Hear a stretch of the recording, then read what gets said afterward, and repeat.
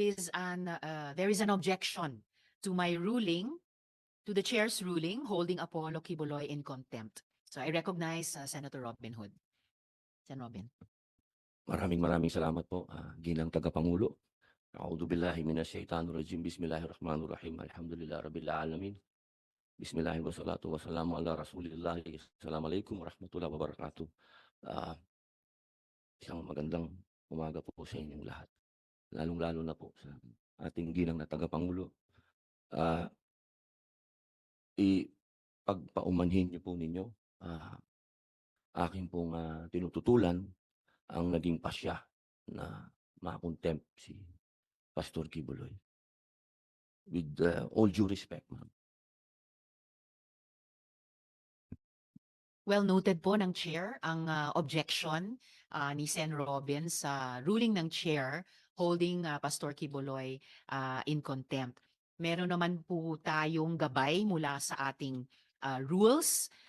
Section 18, ito po yung Rules of Procedure Governing Inquiries in Aid of Legislation.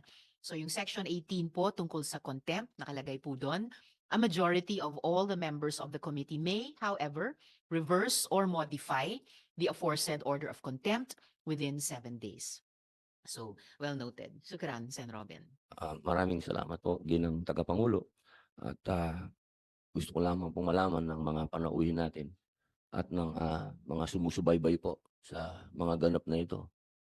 Ang akin pong mga kadahilanan para humingi ng ng pagpapakumbaba at ang karapatan ng pag-object, ang hindi pagsang-ayon.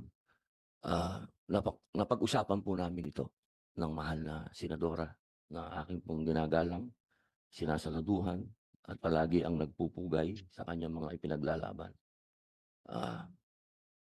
Ako po ay nagpapasalamat muli sa inyo, mahal na ginang tagapangulo, sa pagtanggap po ng aking objection. Maraming salamat po. At sa 7 araw po.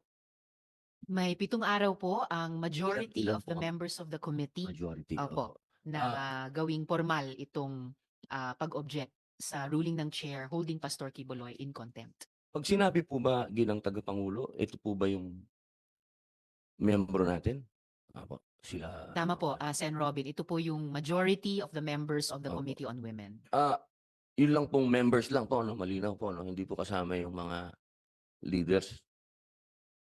7. Bali 6 pa po. Ang nakalagay po sa Section 18, contempt, ay a majority of all the members of the committee. Opo. Okay po. Maraming salamat po ulit. Maraming salamat po. Afwan, Sen. Robin.